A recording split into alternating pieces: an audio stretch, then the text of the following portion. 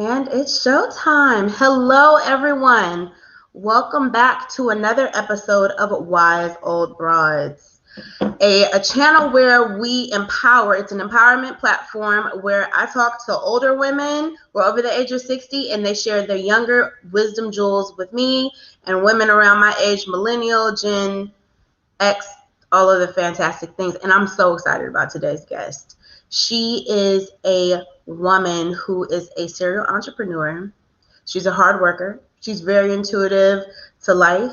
She has lived her life and she does not mind and actually wants and loves to give her wisdom to other people. I would like to welcome to today's show Miss Cynthia C.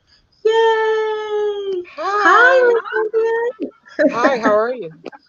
I'm well. Thank you so much for coming on the Wise Old Broad. Well, thank you for having me. So, first of all, my really, really good friend, she is the one who told me about you. And when she said that she loves you, I was like, okay, let me, ask this woman if she wouldn't mind coming to give her wisdom jewels to the platform. In our very first Exactly. conversation, you said that you had been looking for something like this. Yes, exactly. Because we should all share what we have. It wasn't meant for us to keep whatever it is that we have been given in life. So we should always share everything we have. And that's Okay. my true belief. So, what areas have you been able to do that? Like, do you just find random women that you want to share with? Are you always sharing with family members? Like, where do you have an opportunity to exercise that? I share with everyone. I share everything I have was given to me. So I have to share what I have. I share job information. I share entrepreneur information. I tell you how to get up and get it started. I give Hmm. you everything I have. And people that know me know that I guide in the right direction for Okay. anyone, whomever it might be. And especially with jobs, because we all deserve a good job. Okay. I love that because we all do deserve a good job. We all deserve a good livelihood. We all deserve a good life. Yes. And it's possible to have a good life. How have you made it possible for yourself? How have I made it possible for myself? When I reflect, I see God and He pushed me Hmm. to be where I am. He actually guided my life. I didn't always listen to Him. And, but when I did, it Hmm. always turned out right. Okay. And so if you listen, you, if you just don't interfere, Okay. if you interfere, then you stop the process because we are all at free will. Amen. But if you listen and you really listen, and I said earlier that if it feels good, it's good. And if you have any kind of, what did I say? Like any kind of tense in your stomach or any kind of tension, it must not be right. And that's what I believe.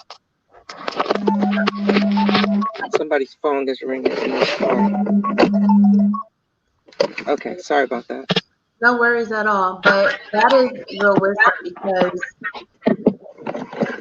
sometimes we try and make things happen We and we do. try and force them to happen because it sounds like a good, whether it's with anticipation, relationship, friendship, whatever the case may be. We try and force a lot of things to happen.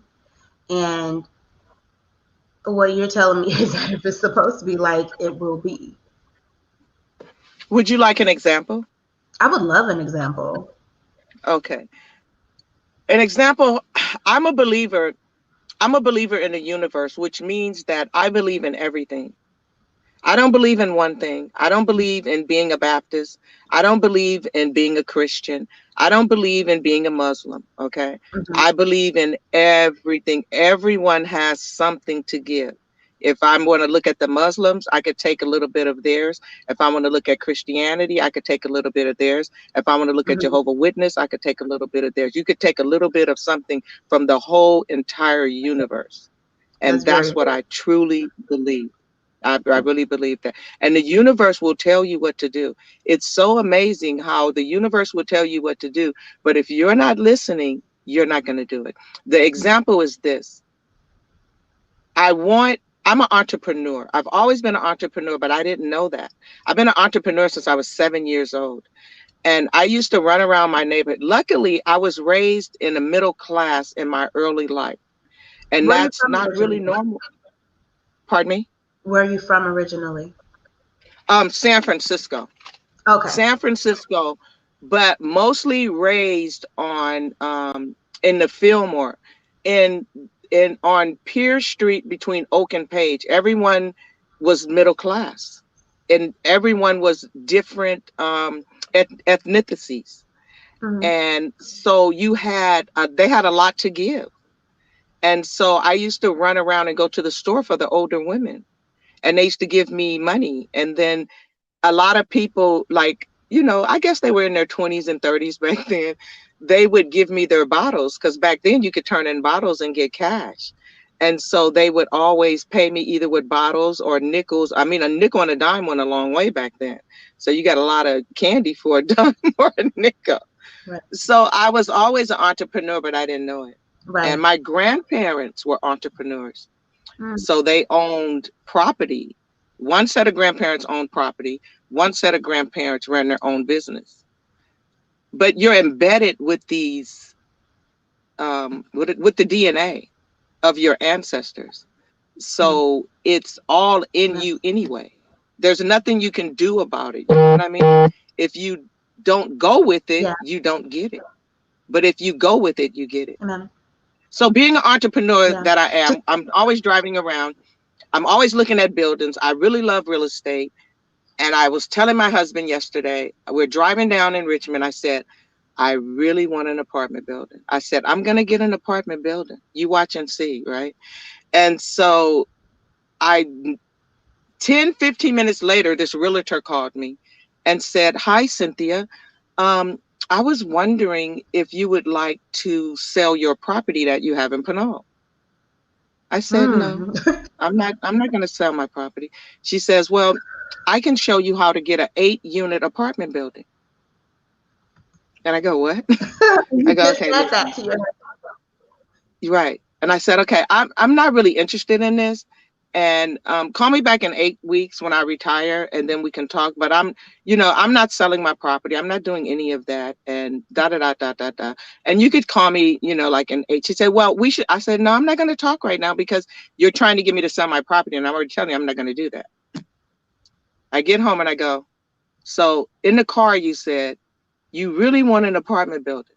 The lady called you about an apartment building, and you just shoot her down.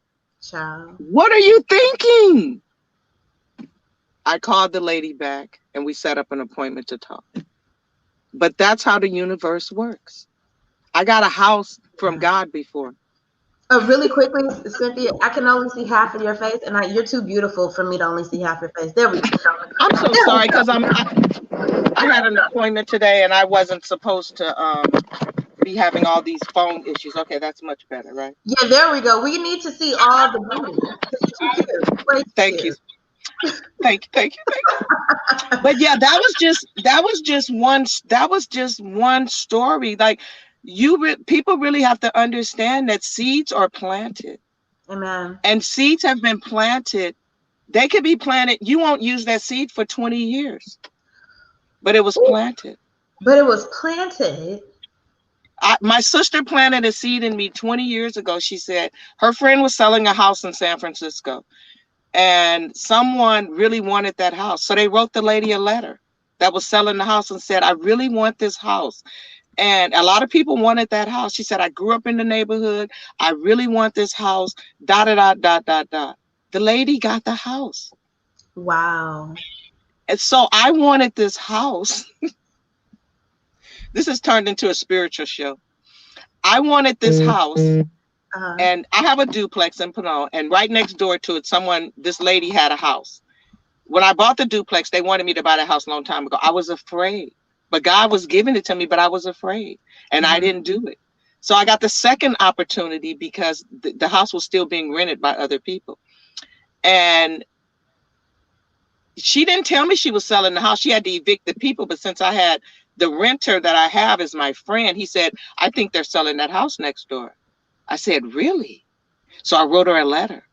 And I didn't have any money. I didn't have the money I needed.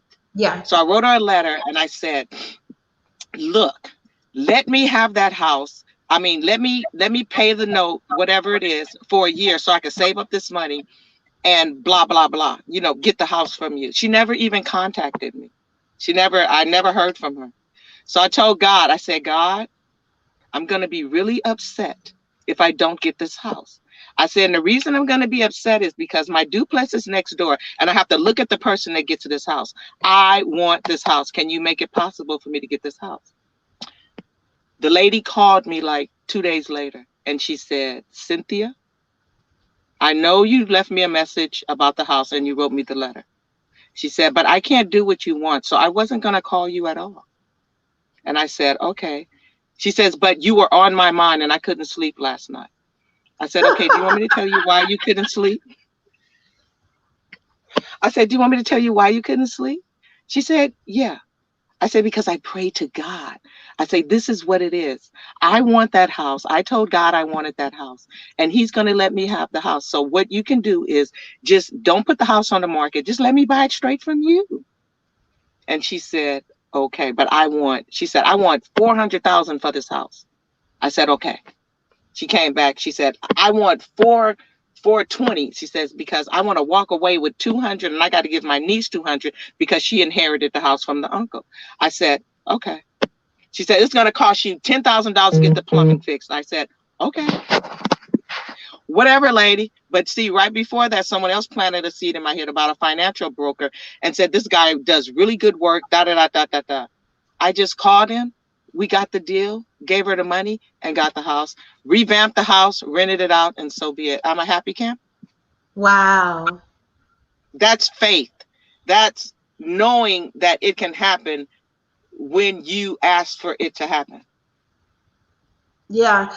And they say faith is the substance of things hoped for, the evidence of things not seen. Although you saw the house, I love how you said you wrote it down. You wrote her a letter. You solidified it in writing it because they say write the vision and make it plain. But also you took the action steps. So there's so many things because it's not just that I wanted this house and it came to me. First of all, you knew that you were God's daughter. So you could ask for what you wanted and it will be given to you. That is a huge part that we sometimes forget. Our identity and the fact that we can ask God and it will be that or something better. That's a big part. Next thing, you took the steps, you spoke it out of your mouth because your words have power. You wrote it down on paper. You made the steps to actually contact that woman. You did all the steps. And I had to look her up on the internet to get her address because I didn't even know. So I was like, okay. Because she didn't live in the house. She lived in Napa somewhere. So I didn't know her address. I didn't know anything. But I knew I was going to get that house. You knew you were going to get that house. That's right. Because I prayed for it. That is so powerful because I know that being an entrepreneur sounds so sexy these days. We had talked about this. Like it sounds sexy to be an entrepreneur. But there's a mindset that goes with being an entrepreneur. There is faith that you have to have because you have to believe that whatever it is you're still doing or whatever your service is, that service is going, people are going to want to pay for it. So you have to have something within yourself. You have to know who you are, your identity. Yes, and you have to read financial books. If you're looking for spiritual guidance and you're going to read spiritual books, why wouldn't you read financial books if you're looking for financial guidance? Do you have any people don't understand? Yeah, well, the book I read 20, 30 years ago was David Brock, Start Late, Finish Rich. And he told me people doubt that you will get renters. He puts a valuable seed in my head and said, there will always be renters and there will always be owners. And I said, okay, that tells you right there, there will always be renters. Everyone doesn't want to own, and everyone can't afford to own. It Amen. costs a lot to own, but it costs a lot to rent. But I tell people it's so easy to get a house. Even if you want to rent from me, I'm going to tell you how to buy a house before I tell you how to rent a house. I'm going to tell you how to get a house. Okay. You can get a house. Everybody can get a house. They're free. You can get a house. You just got to pay for it. But once you get it, you're going to do the hustle. Because that's what people told me. I never had an actual Section 8, but I lived in affordable income for the house that I lived in. It was affordable. But I knew I wasn't going to live like that forever. But people said to me, they said, why would you leave that knowing that if something happened to your job, your rent will go down and you'll still be okay? I say, Ooh. because if I buy a house and something happened to my job, that means I'm going to get 3 jobs. I'm going to work at McDonald's, I'm going to work at Jack in the Box, and I'm going to work at Wendy's because I'm going to still pay for the house. So it's all about what you want, and everything is going to come to you. That's what people don't understand. It's going to come. It's going to come. There's no way I should have had I had 5 jobs with the city, 5 different positions. Wow. No one does that. And I know that you said you are a social worker at heart. That's right. I was born a social worker. And then God gave me, I started my city job as a food service worker. I went on to be a meter maid. I went on to be a dispatcher. I went on to work for CPS as what they call a social service tech. I supervised visit with parents and kids, transported kids all over, flew all over, did a lot. Then I went to work for foster care mental health with DPH. And so I learned a lot, not only about jobs, but about people. You have to broaden your horizon with people, because if you stay around the same people, how can you learn about different people? Think about it. A couple of things with that you just said. First of all, I have a feeling that your heart for social work kind of tenderized your heart for your blessings as well. And I say that because to whom much is given, much is required. We always think, oh, you give financially, but no, sometimes you give in love. Sometimes you pay in, being a listening ear. Like, there are always ways, and there are blessings that only come from God. Those blessings are not always monetary. Sometimes it could be the blessing of good health. Sometimes it could be the blessing of a good relationship, a marriage that flourishes and shows other people stuff. So I personally feel, I don't know how you feel about that, but just from hearing you, I have a feeling that your heart for social work and your heart of service is also why you have the groundwork to claim whatever you want. Amen to that. Yes. Amen. I believe that in our community, that the ones that suffered before us, we are giving blessings for their suffering. And they worked. They worked. Now, I got story after story. They already worked. God is blessing us because of the work they have already done. My mom, if we think about it, I tell people this, I got every subject in my head. People want to fool us and say slavery was 400 years ago. Slavery was not 400. It started 400 years ago. We only been out of slavery 155 years. So that means that my great grandfather was born a slave. Now you think about the turmoil that he had to see his dad go through, even if he even knew his dad at that time. And furthermore, my great grandfather was half white. So therefore, his mom was raped. But her husband had to see that, and her husband had to bring up these half-breed kids that weren't his. And they say black men leave their family. They learned how to do that from the white man. The white man gave babies and left them. So how could you learn anything else? We only learn what we see and what happens. So we're still in that kind of mode, but we're really coming out of it now. But they say we should be farther along. We should not be farther along if my great grandfather was born a slave. You know what? How can we be farther along? I love that you said that, because people who, I don't even want to say don't understand the struggle, because I feel like that starts to idolize the struggle. But what I will say about it is that God has provided ways for us to get better and better and better.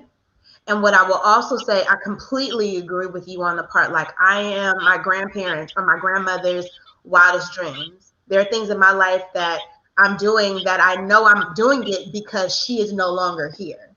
That's Because right. I know God is like, okay, you're going to do this because she unfortunately passed a little bit early. So you're going to do it now. And I'm like, oh, I'm like, oh, but even within that, Cynthia, there is a learned identity that I am coming to grips with. And what I get from you and what I get from women, like, just who understand it is, by the way, we still gonna have to talk about how old you are. What I get from women who understand it is to appreciate the past, appreciate the foundation, and then move and grow and take that and then grow and take that and grow.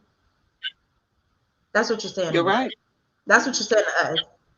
Yes. And so with our African American Black community, someone said we're they said Black Lives Matter, so we have to stick with the word Black.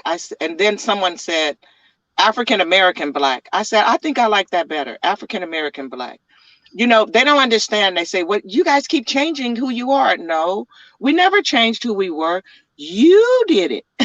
You gave us these names and we accepted them, and we just keep right on moving along with what you say. When we stop listening to you, we might be a little bit better, because you keep putting all this stuff on us and we're not getting up, getting our own, because we keep accepting all of your stuff. It's a whole big thing about how we actually are. And come on, we just learned about our hair. How long has it been? 10 years? We finally learned that our hair is not nappy, it's curly. Give me a break. We just learned we put water on our hair and it curls up. They told us it was nappy and you had to straighten it and put all this other gook on it so you could be bald by the time you're 50.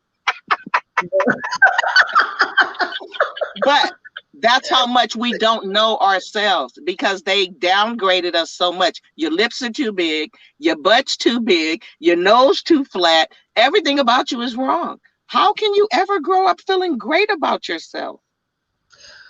You know Now what? we empower our people. That part, the empowerment part about it. Crystal in the comments is just getting her whole entire life with this interview. And I love it because, I didn't see any oh, you can't see the comments. They should, oh, probably if you were on your laptop. But you know what? Oh, I thank God that we are now in a space where we are fighting back, and not fighting back the people, but fighting back the system, fighting back the mentality, and doing the work to actually dig up and say what God thinks about us is true. What God says about us is true. I don't care about what anybody else says. I want to know what he that's says, right. because I'm But look walking. how, but it I can see my whole life when I reflect back. I grew up middle class, but we weren't middle class, okay? We were very poor. But I grew up in a middle class neighborhood, and it made the world of difference, because by the time I got to the projects, I already had it. I already knew, but I never knew that. I sound white when I say I never knew people lived in the projects like that until I got there. I was like, "Oh, what the? These, oh, back up. I have 4 little sisters. Get inside the gate. Don't you ever come out of this gate." So it was a shock to me. And my sisters will tell you, you do not go outside this gate. You will stay. We lived in Double Rock. You will stay right here. And I Wow. never knew that. And that's the perception that other people have of Black people, was the perception I had. But I didn't know I had that perception until later, when I had to shield my sisters from the harm of the mentality of the projects. Because there's a Wow. mentality. There's a mentality. There's a And now mentality. you're no longer living in that mentality. You are living in a space where you can commune with people. I've never lived in the project mentality. Amen. I didn't know. I didn't know. I didn't know that there was a project mentality until much later on reflecting.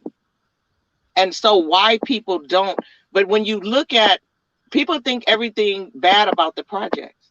But if you did a survey, you would see a lot of good people came from the projects. It's only like 1% of the people that have a whole lot of issues, and all their issues are for mental health. It has nothing to do with anything else. Everything is mental health. If we could get the mental health part done, we could get everything done. Amen. Amen. So with that, like even that, because there's so many layers on everything. That's why you're here. That's why you're here talking to me. That's why you're here talking to everybody. That's why we literally see you on camera, because that maybe there was someone who was struggling and they needed to hear exactly what you just said. They needed to hear that is the mentality. They needed to hear that maybe they were for the projects, but they're good people. Whatever the case may be. They had, Crystal said that they had a community mentality. I've heard that a lot before. A lot of people, the people who were part of project, had a community mentality. We helped one another. Maybe we would actually do a little bit better having that community mentality again today, because I think we need it. That's right. And if people would focus really more so on love, just the word love and love, you'll get everything done. If you just look at life, you can see you can't get nothing done with anger. You can go in the store to return something, you get angry, they ain't taking it back. You go in there, I go in there like this. My husband say, they're not taking it back. I said, you watch and see. Oh, hi, how are you today? Girl, you know you look good. Now here, take this pot back.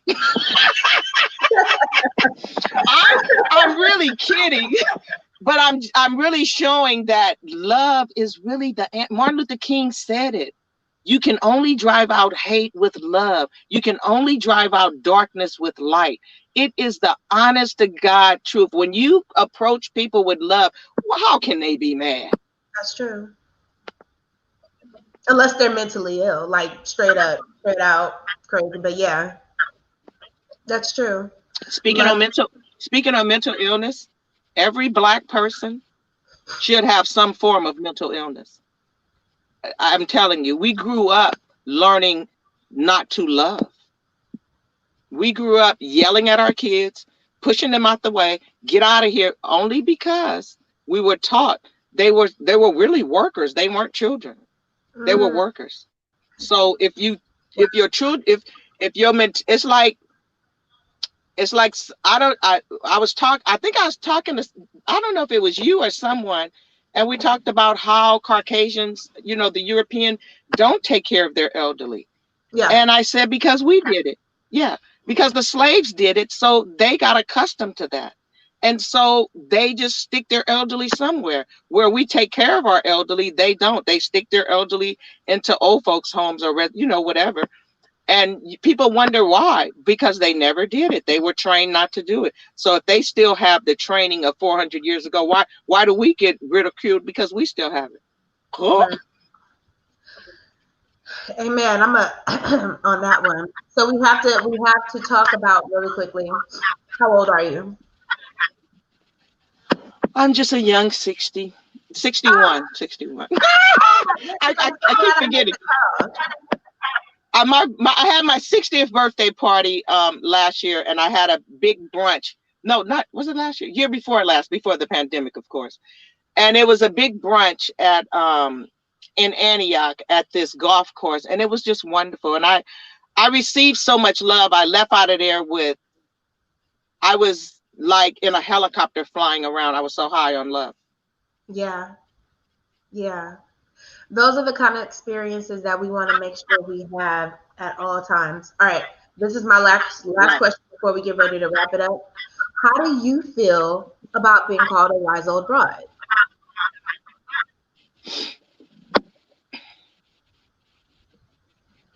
I look at everything, and not everything. Of course, I have some, things that I'm not going to look at positive, but I try to find the positive in everything. So wise, people always call me wise. They say, Cynthia, you're wise. And I go, I used to say my grandmother was wise. So I got it from her. Okay. So being wise is a compliment. Being old is a compliment because there's an alternative to getting old. It's called dead. Okay. I'd Okay. rather be here. Okay. Amen. And so, speaking of broad, it, I remember they used to say that back in the 70s. So we change our lingo all the time. So it's my era to be abroad. So it's okay. You know what I mean? Like all of it's okay with me. And I love my wisdom and I thank God all the time that He gave it to me. And I know He gave it to me. And I've learned to accept myself through my wonderful friend, your wonderful friend, Nicole. So she can brighten you, as in me, as in us, as in humans, and teach us how to love more. She taught Amen. me a lot. Yeah, Amen. love yourself first, and then you can love everyone else. Cynthia, you have blessed my spirit. You have blessed my soul. I hope you will come back to the broadcast because I definitely be bringing folks back on. That's right. I'll I love, definitely be back. I love Yeah. you and I love you. And And I thank you so much. thank you so much for having me. Uh, And I felt like it was a blessing to be able to say all the stuff I need to say because I write down a lot and I text myself a lot because I have a lot of thoughts and they always come to light. So, and I know God is real. I don't care what nobody says. God is real. You can, God is real. That's all I'll make up t-shirts, I'll wear a headband, I'll paint my body. God is real. He will do it. He will really do it. He will do it. And I Amen. don't know if it's the older you get or whatever. And I'm not religious, but I am spiritual. Oh, Tish says she loves your spirit. Thank you. Thank you so much. And Yeah. on that note, okay, we're going to say goodbye to you. Love you, and we thank you so much, okay? And thank you. And I love you too. And I love your spirit. And I told you that when I first met you, I could feel it. And if we go with our feelings, we'll be much better. Amen. All right. Amen. And we're going to say that I hope that everyone was just filled up. I know it's the holidays. I know that we have not been able to do the things that we normally do, but that does not mean that we won't be bringing the holiday cheer and holiday wisdom in with these wise old broads. That was a wonderful broadcast. If you didn't catch it, I hope that you go ahead and watch back at it. I'm Anja and signing out for Wise Old Broads. Thank you guys for coming and come back next time. Bye.